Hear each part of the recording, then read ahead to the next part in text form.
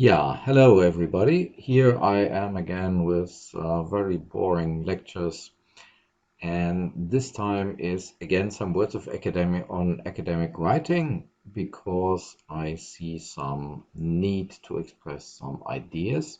Perhaps they are helpful, perhaps you think, oh, what a rubbish, or it brings you to think about some ideas.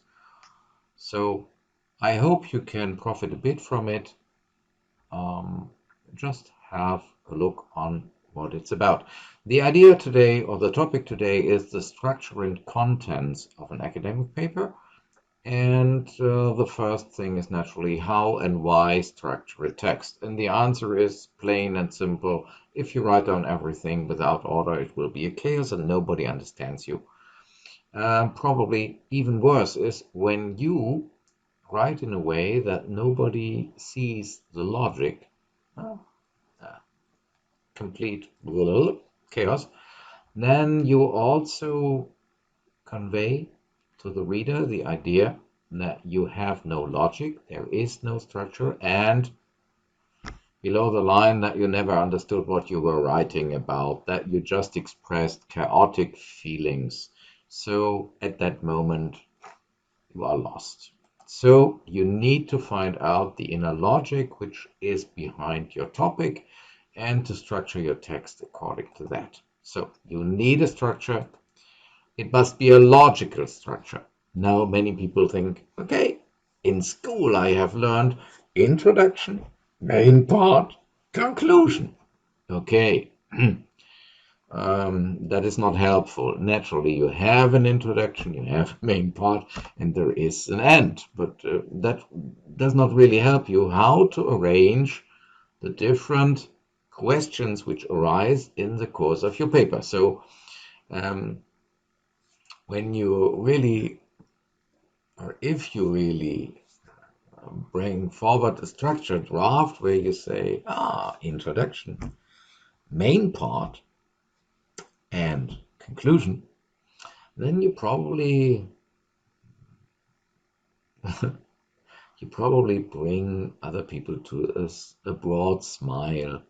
Well, you might even do it better by introduction, main part, introduction to main part of main part, conclusion of main part, and conclusion. Then it's nonsense at highest level. So, no, definitively no. You have to structure your topic according to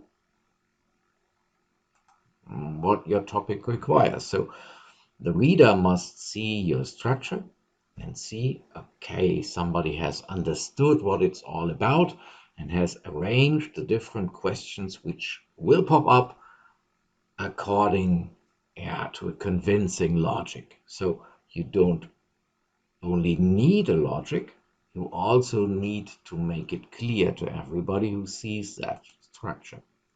So don't only have a logic, but also make it clear to the reader. You must be able to explain what you thought about your structure and why you chose to arrange the different chapters and sub-chapters in a way in which you did it.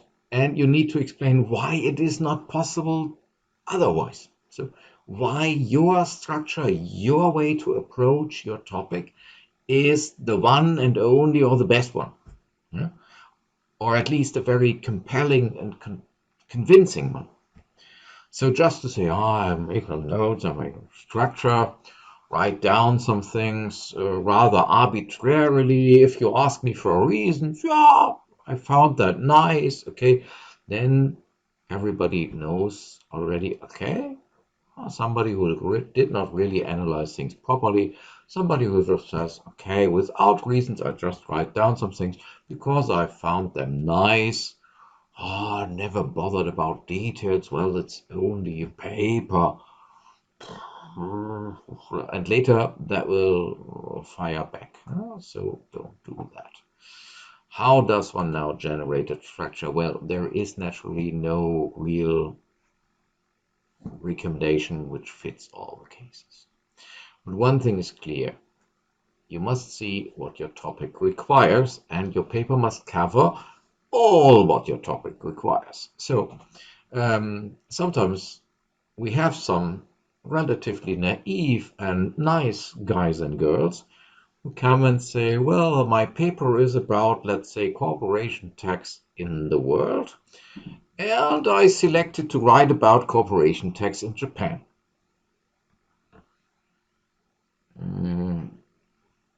So I want to focus on something special. Now, if you write about corporation tax in Japan, that's no longer the topic corporation tax in the world. Okay, Japan is in the world, but on the other hand, Japan is not the world. So you left important parts out. So evidently you changed your task. And this is normally not allowed. Might be that somebody who has to give you a task says, okay, your task is do some research of your own, look for a topic, present it to me, I accept it, and then you do research about that. Write a paper about that. Then you are free to do that. But once when your topic has been set, agreed upon, when you have a task which says write about corporation tax in the world, then your task can never be I write about corporation tax in Japan. Then you must think about what your topic requires. What can I say about corporation tax all over the world? So probably you would have to think, okay, what do I regard as a corporation tax?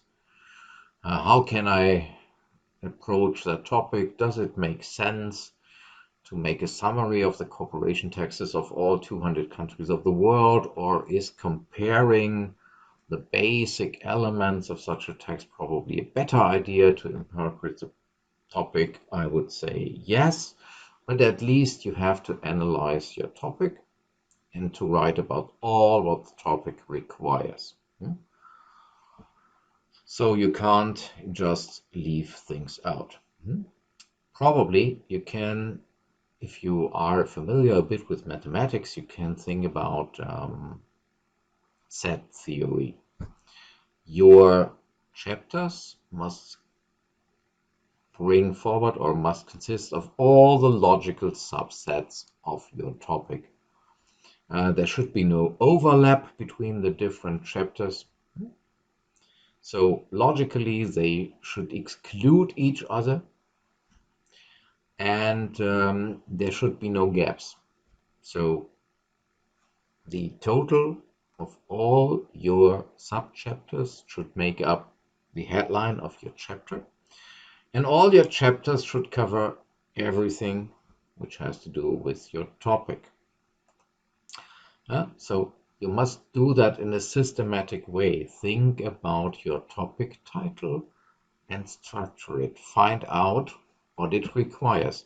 For example, sometimes we have some beginner mistakes which even your supervising professor doesn't see, because sometimes we make some assumptions which we don't make clear to ourselves.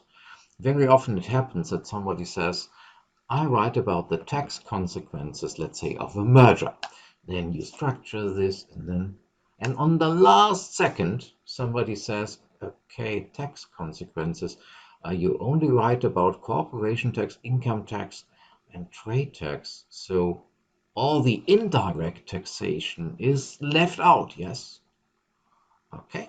So you would have to clarify either in the introduction or better even in the topic title that naturally you understand or you want to focus only on the direct taxation, and so you focus only with good reasons on the consequences for direct taxation, because if your topic title would be tax consequences of the merger, tax consequences would literally taken mean every tax.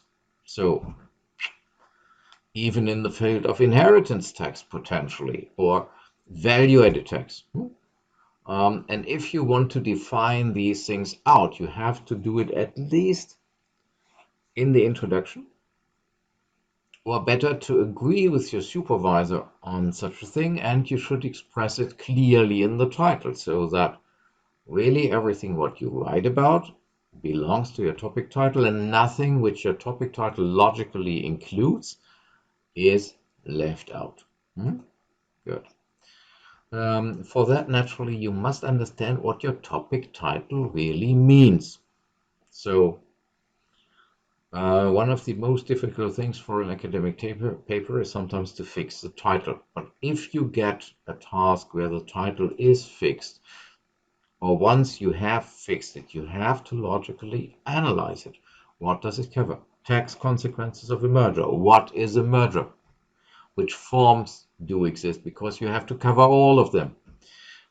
What is tax consequences? So, what is tax? Does it also include the consequences for Social Security contribution? Does your topic also include indirect taxation, and so on? All these things you have to think about. Once your topic is fixed, you have to analyze it. So look at your topic, analyze the title. What does it cover? The title, the topic, and what not, and explain that to the reader. If you, for example, say the tax consequences, okay, there are taxes, direct taxes and indirect taxes, and I have good reasons for leaving the indirect taxes out, then you must explain the why, so that the reader can see that was not an arbitrary decision. There are very, very good reasons for that. If you have reasons and you explain them, probably very often people can agree with you. Indeed, in the field of merger taxation, the battlefields are really in the field of direct taxation. For example, with value-added tax, usually there are no grave consequences. Some other indirect taxes cause problems, but relatively minor problems. One would probably then be able to accept your interpretation of your title. So, if there are different possible interpretations, tell the reader that you have seen the different understandings and why you have decided for one interpretation. And that should not be an arbitrary one. Oh, I just felt about this. I just felt I should leave these things out. No, should be good, convincing reasons. For example, as I said, in the field of value-added tax, the problems are rather restricted. So there is not much need for research here. Or, on the other hand, could perhaps say, I'm going to concentrate on this and this field because in another field, there has already been so much research that everything there is already clear. But if you then concentrate on a very, very specific field, you should have expressed that in the title. So your interpretation of a title should not surprise the reader too much. For example, to write, sorry, I began with a merger. This example is now on my mind. If you write about the tax consequences of a merger, everybody would be able to live with the interpretation, we leave indirect taxation out because it does not cause great problems. On the other hand, it would be rather surprising if you say, I leave income tax and corporation tax out and only concentrate on indirect tax problems with value-added tax and other things, because that is so specific and surprising that you should have expressed it in the topic title.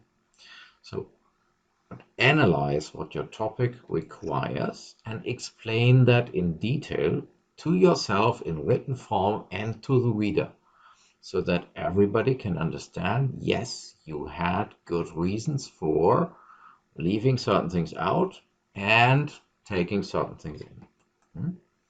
So this is important. Take your title, structure it, analyze what it is. Usually it's a good idea to define the different words in the title. So I started with tax consequences of a merger. So what is tax? There are different taxes. Which do I include? Which ones do I leave out? What are my reasons for that? And so on.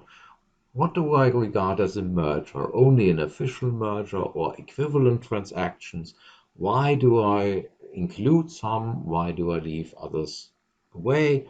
So how do I decide, and on which reasons I do decide what the word merger means for me? Which cases am I going to include? So I have to ask myself, which cases can exist?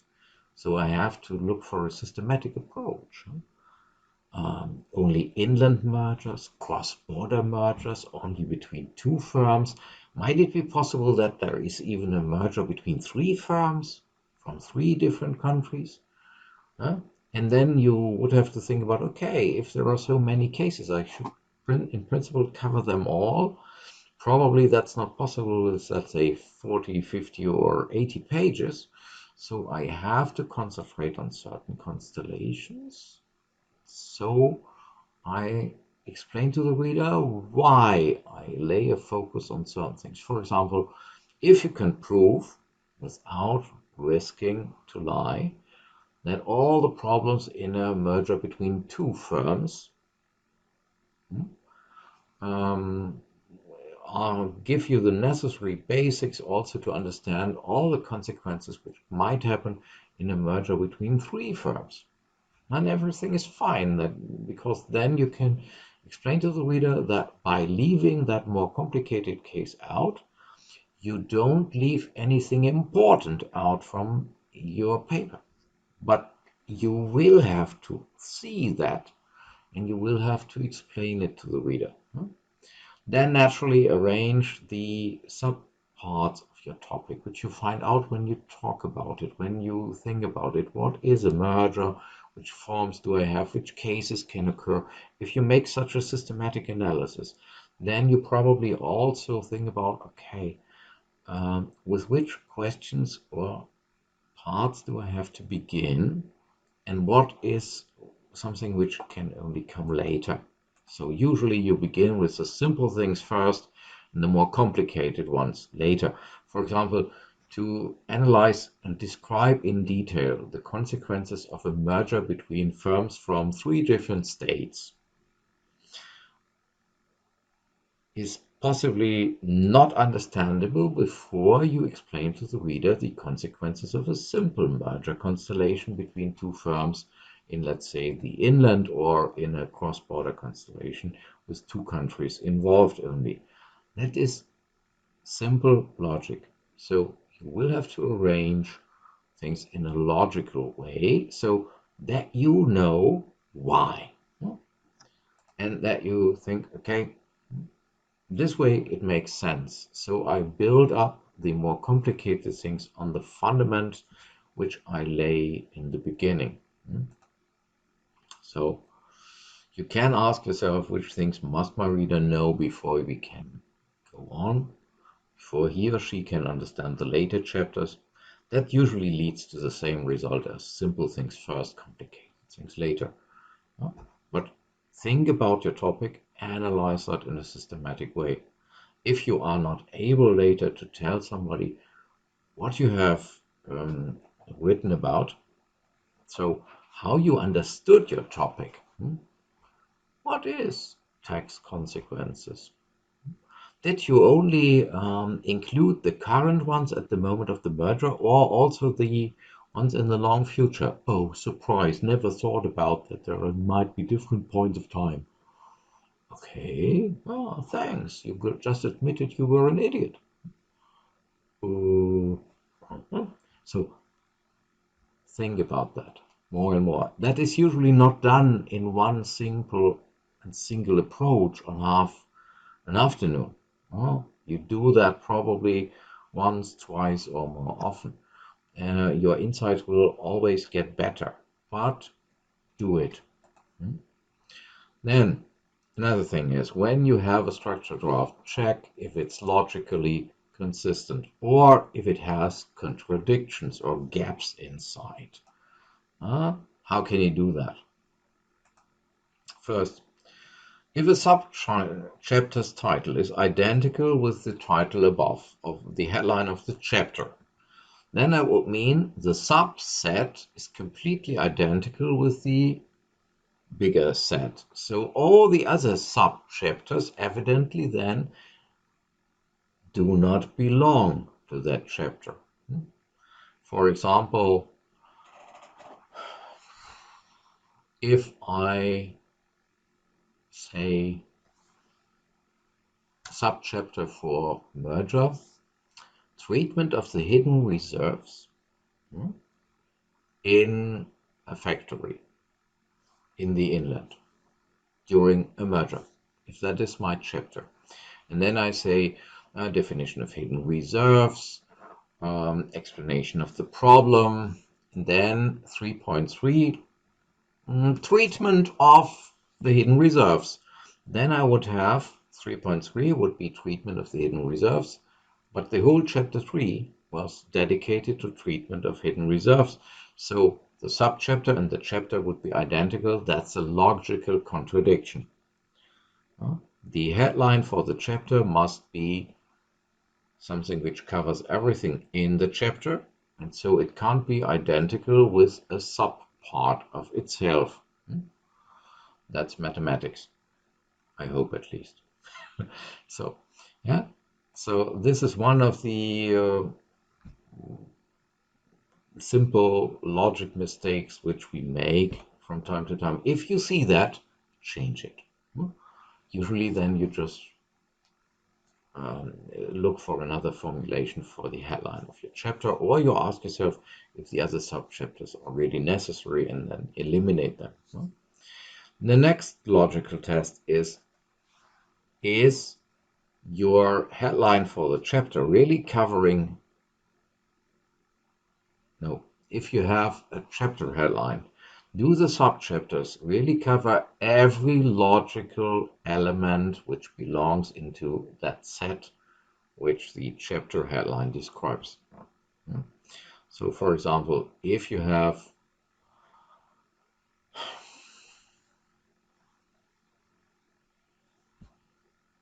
consequences of a merger, if that's a chapter headline, you would have to ask yourself which consequences can happen. For example, then you would have to make up a logical system which is complete. Let's say 3.1 consequences for the companies involved, 3.2 consequences for the shareholders involved, and you might even think about 3.3 consequences for others, and think if such a thing can exist.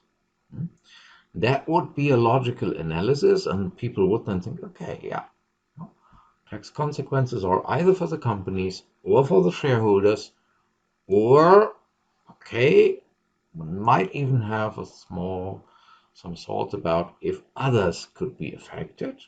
Probably you find out that's not the case, but interesting is that you have then really covered everything which is logically possible. Otherwise, something is missing. Now, very often when you begin to write your text, you have a problem with content management.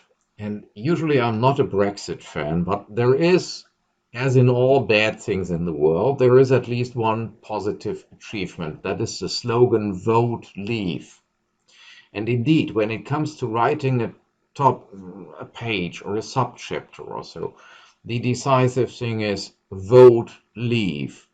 That means you always have that huge temptation that you want to write down everything which you learned, everything which you came across during your research, which you did not know, which you find interesting, and so you drown your reader in everything which has nothing to do with the topic strictly.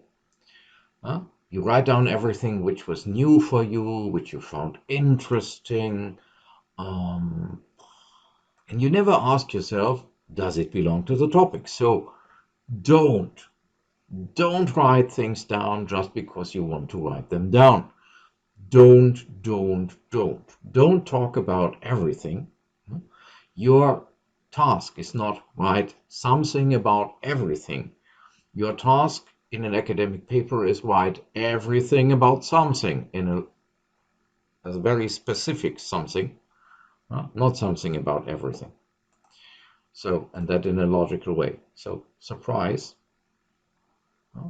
if you really want to write a good paper, or if you want to write a paper, the necessary requirement is write down those things which the reader needs to understand and only those. So leave out everything which is not absolutely necessary. Huh? Write down the things which the reader needs to understand. Huh? Write down what you want to say. Take um, take caution that you don't leave it between the lines. But everything, sorry, everything which is not necessary, leave it out. So everything what you don't need at that particular chapter, leave it out. Everything which you don't need for your paper, leave it out. Everything which you don't need on that paper, on that page, leave it out. Reserve it or put it, postpone it for later. Huh? So that brings a problem. Because when you want to write about a particular chapter, a particular page or subchapter, then you must always know what you are doing just now. So you must know about the why and where and what it's just about. So you can't sit down and work unmotivated, piling together some sentences or so.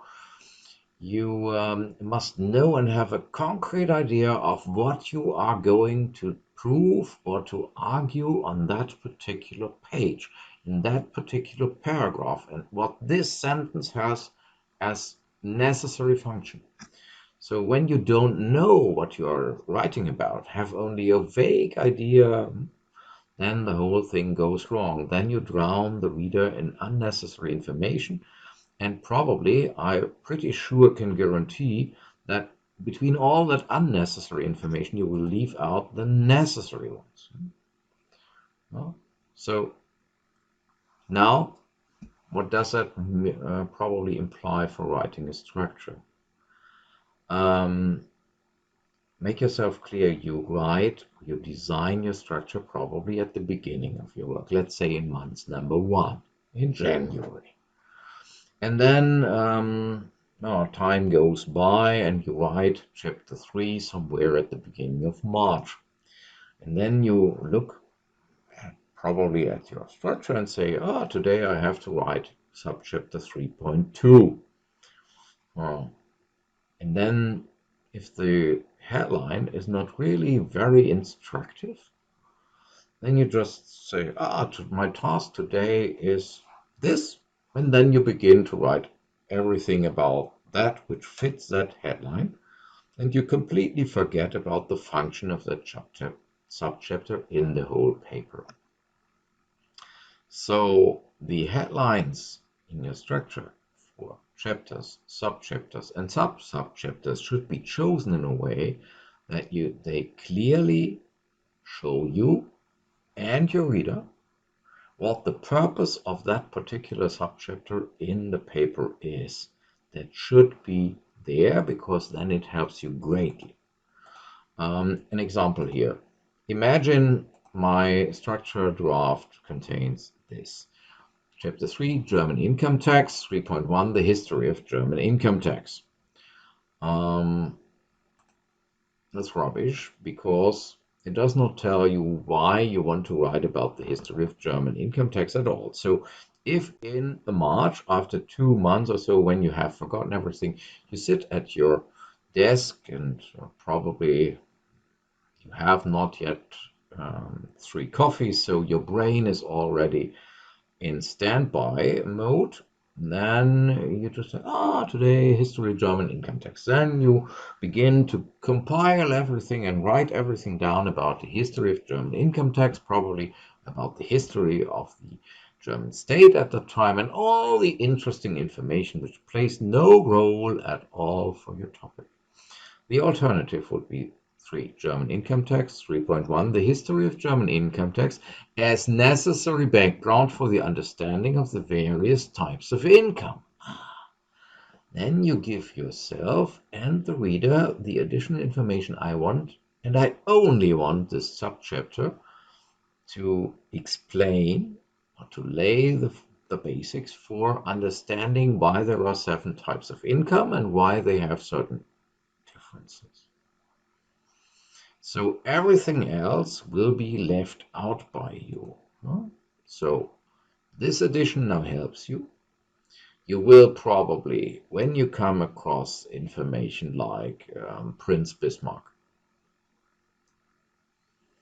and his function for the federal government of the German state of 1871, you leave it out. You don't need it for the purpose of this subchapter.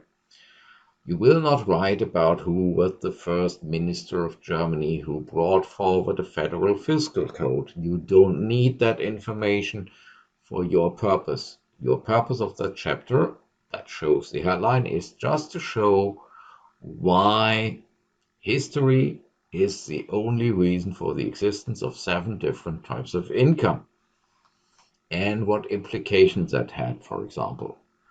So you don't need the German reunification of 1871, you don't need Prince Bismarck, you don't need the strange habits of William II of Germany. All that can be shifted to the waste bin. Probably the subchapter is later done with 3 simple sentences, perhaps even with less than you would even see. I don't need a subchapter for that, probably only 1 introductory sentence for another chapter. But the important thing is you know what to leave out now, because you remind yourself of what you need that subchapter for. So these structures and these headlines are far more instructive and help you greatly, probably. Checking for evident mistakes, naturally. Your task is to write about your topic, ladies and gentlemen. So ask yourself, what is the proportion, the percentage of the introduction and other unnecessary basics? Nice descriptions of how do I feel about my topic and other completely unnecessary stuff, which is not really focusing on your topic. Is that more than 10 or 20%? Then a material part of your paper does not deal with your topic, so you wasted space. You wasted reading time of your reader. If you bother the reader with things which the reader does not need to understand your topic. So this is a first test question. If you really see that, for example, in your structure draft, more than half of all you have written covers things which one could cross out without damaging your topic argumentation. So where you don't have a really compelling reason to leave that information within, then one would even have to draw the conclusion, okay, you did not write about your topic. More than half of your topic is about other stuff. So you, in reality, talk about different things and not about your topic. So this would be very damaging. So don't. Because getting one topic and then writing about something else and then just bring forward 3-4 sentences on your genuine topic, this is no longer dealing with the topics. That's writing about everything and just giving some probably very trivial sentences on your real topic. Then that is the best method to avoid contact with your real topic and to understand your topic. If you write about everything on something, no, everything on everything, but not everything on your topic, well, that's too dangerous. So leave things out. every time when you want to write something, when you made a draft, ask yourself, do I really need that at that place, at that particular point? Hmm? By the way, if you follow the advice to leave everything out, well, which is not necessary, then you automatically avoid that trap that half or that a major part of your paper deals with things which have nothing to do with the paper. So leave everything out which is not necessary automatically probably ensures that your paper really deals with your topic. Good. Even then you can still write a rubbish paper because you can write complete rubbish. How is that possible? Very simple. If you write things and, for example, refuse any intellectual work, posing no questions at all, no efforts to really understand things, you just copy sentences or rephrase sentences from sources. Your own brain is on holiday. You think this is a school exercise. How do I feel about things? Which information is in books? Oh, this would be bad. So if you just write down sentence after sentence, combine it in a way that seems nice to you, but never care about the logic, the problems which might arise. So that's just bad. That's simply a refusal of doing the work because your task is to find out everything about the topic and especially to solve problems combined with the topic.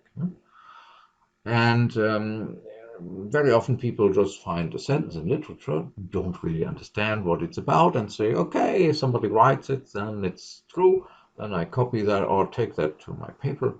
And if you don't understand things really deeply yourself, which you write, then I can guarantee you your reader will also not understand what you are talking about. Because when you don't understand really fundamentally and deeply in your heart what you are writing about, then how can somebody else understand what you want to say? Because you don't know what you want to say, so you stay vague. So you can't bring things to the reader clearly.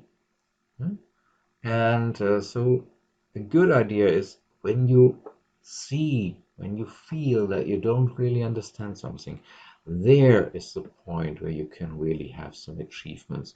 Because when you write, no, when you read something, or even if you write a sentence and later ask yourself, what did I really mean by that? This is always a chance. Try to find out. Then you have own research, you develop an own understanding.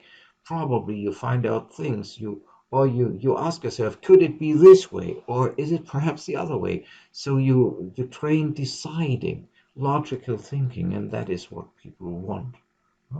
If you just bring forward sentences without understanding what's behind them, then the reader doesn't understand you because or reader can't understand the topic, and you will be held responsible for that. Okay, how to avoid all that naturally? When you write down something, try to understand these things yourself. If you read something in literature, ask yourself, how can I understand that? What does it really mean? Don't only copy it without thinking. Try to understand. When you make a statement, ask yourself, can I also see this differently? Could I prove also the contrary, perhaps? Um, could also be another interpretation, be plausible. Could I prove the exact opposite with also some arguments? If so, then the matter is not clear. Then I have to analyze things more deeply. So, which view is right, which view is wrong, under which circumstances is which view right, under which assumptions which view wrong? Is there a distinction? Several cases require different decisions, and then you get a deeper insight in the problems. And that is necessary. So look actively for things which you don't really understand and try to find out what they mean, where they might be wrong, where you find that these sentences do not apply correctly or have to be interpreted differently. So wherever you have not completely understood things, try to check what it really might mean. If there are different possibilities, find it out. And if naturally the sentence in literature itself is not necessarily the truth, also there somebody could be wrong. So if the opinion brought forward there could also be replaced by another opinion, try to find out what's really the best solution, or under which circumstances which opinion is better than the other one. So yeah, analyze things, think about all the things which are not completely clear to you. That is the way how you learn. That is that is something which you must clearly see not possible to find out and to do on a single afternoon. So you probably will have to write and rewrite and possibly a third time to rewrite again your draft. And that is why for academic papers you always need more time. They develop over time. A good approach, for example, which I very often have done when I made a first draft, later you get the feeling of often when you or while you're writing, I'm not satisfied. And imagine 2 days later you take the text again, print it out, lay it down, and type it again. And during the retyping, you try to arrange your words in a clearer way, your sentences more. Then you see, that was, I don't know, my ideas there. But now I see basically there are three different ideas in that subchapter, so I can arrange one idea after another. Before, in the first draft, there was probably a whole mixture, everything mixed. And now you see, three different ideas, so I can arrange the contents in a logical way. That happens in the second draft, probably, or in the third draft. Then you get more details, more insight. So very often you will have to write things more than once in order to find it. By the way, if you do that draft after draft approach, rewriting the last pages again, then probably 2 pages easily develop into 5 or 10 pages, because when you now see things most clearly, when you saw in my first draft, there was a very complicated sentence with main clauses, sub-clauses, and it's all highly complicated. Complicated sentences indicate that the things were still complicated for you. So try to split up that complicated long sentence into clear, plain, simple, logical, different sentences. Probably one complicated sentence and ends up as 4 very clear, structured sentences, and then afterwards you have the feeling, oh my God, I have now understood what I really meant last time. And that brings you forward. That also makes it possible to have a bigger text, and so you will find out that first, when you began with your paper, you said, how can I ever cover 10 or 14 pages or 40 or 60 pages? And when you go more deeply into the topic, you find out, how can I restrict myself to 60 pages? Then it goes just by itself, it gets more and more. So that helps greatly. Whenever you have the feeling, I'm not satisfied, something is complicated, I'm unmotivated during reading, then it's a good idea to rewrite it later with a certain distance of time and to ask yourself, what did I really want to say? What was it all about? Can I put this more clearly, better, in a better structured way? And yeah, also these slides here naturally are first approach. So also that can be done better, but not now, later probably. So Yeah?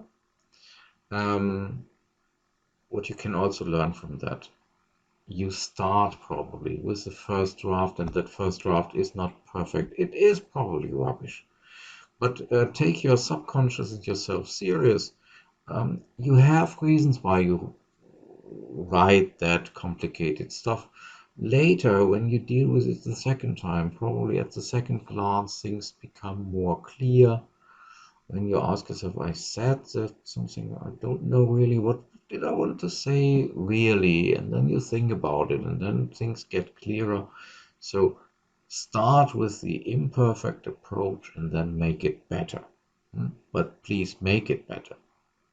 Don't hand in completely rubbish versions. Improve your version next day or next week, then you have feelings of success. That really helps. So ask yourself when you read your first draft or your second draft, which things in my own draft cannot be understood properly by me, by myself, when I read this version now for the second time. This is then an indicator any other person can also not understand. Good. Okay. Final recommendations. I told you that when you begin to analyze your structure, that you probably then analyze the topic and find out what the topic covers and then structure that in a logical way. Before you start your paper, probably you should, in the introduction, tell your reader first why the topic is relevant. It's always good if you tell people why they should be interested in your topic. And afterwards, you do that analyzing of the title. How do you define the basic words in the title? Which cases does the title imply? Which can you leave out and why? And where do you focus on and why? So the reader after that subchapter must have the idea, yes, you know what you're writing about, you know that you focus on exactly the most important parts, that you leave out only things which are not really important for the topic, that the reader has understood this.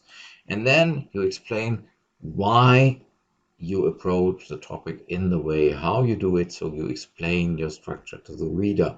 This forces you to explain the structure to yourself too. But that is always very great because it gives you and the reader the proof that you have reasons, that there is a logical structure, that one cannot only assume, well, there might be one, but there is one, and that one can follow that. Naturally, just pretending to analyze the approach or to explain how you deal with a topic, pretending to do that is simple rubbish. For example, if you write that in a way which we see here, the paper begins with an introduction, chapter 1, then we go to the basics, chapter 2, and an analysis of the basic problems follows afterwards, then we go to the more complicated things in chapter 4. This is just writing down the structure without any deeper explanations. So probably the reader feels mocked at, well, here one sees you bring forward the structure, but you don't have real reasons. Well, naturally, one should spend one or two sentences why and which basics must be cleared before you can go to the next step, and why you arrange this and this first and this the other one is second. So probably when you do that subchapter where you explain your approach in a way like I showed it here in the quotation, the reader directly wants to burn your paper and says, oh my God, that will be harsh. Then another important thing, there is a difference between legal topics and natural science topics.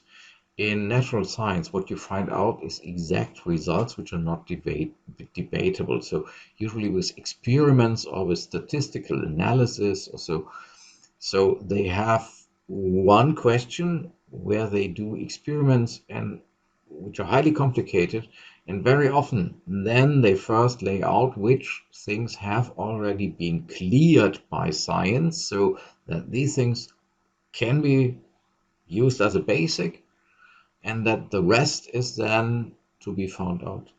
This kind of structure is completely unfit for intellectual topics like legal stuff, tax things, history topics, anything which has nothing to do with natural science or with mathematics or with statistical research, because you are not doing scientific questions where you pose a question and when afterwards you can have a formal proof that only this but this is the mathematically exact solution. So you have to analyze questions where there is an intellectual debate. And so there are arguments pro and contra. So you have to analyze problems and to weigh and discuss the pros and cons. And this is a reason why you can't separate things which were forward in literature and your own analysis. It's fundamentally different. So if you ever look into a book or recommendations on academic papers which were written by scientists, they always bring forward first do a literature research, find out which things have already been cleared. That's simple because if somebody starts an experiment which costs €1 million or $1 million to do it, and then it comes out the whole thing has already been cleared by research, then that was a major waste of money.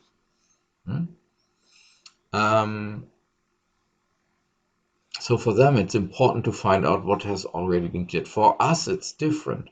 In the intellectual, philosophical, rather more philosophical disciplines, you have an intellectual debate which things have to be seen which way. So there are pros and cons, and you have to weigh arguments. You have to structure a problem. There is not the one and only solution, probably. At least there can be arguments about it. And so never separate literature views from your own view. Just analyze every sub-problem after another. And never separate literature statements from your own analysis. Debate everything at the place where it happens. Good. So following that natural science approach is a no-go in our field and is automatically something which turns your paper into a no-hope case. Okay. Again, I hope that you enjoyed these tips a bit, and I also hope that you don't forget to subscribe or to remain faithful rather to this channel and recommend this channel to others. So yes, why not?